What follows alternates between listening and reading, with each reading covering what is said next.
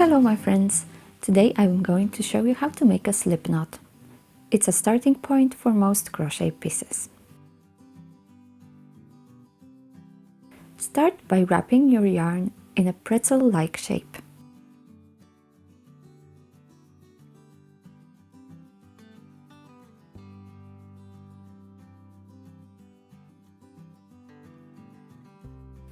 You can see the two diagonal lines inside the knot. Find the part closer to the working yarn.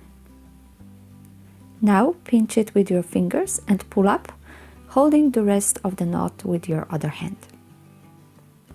Now tighten the knot.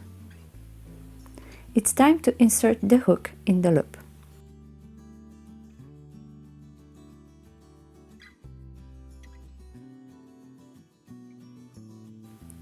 Once it's in, tighten the loop on the hook by pulling one of the strands. To make crocheting easier, the working yarn should be farther away from you and the yarn end closer to you. You are now ready to make a chain stitch. Thanks for watching.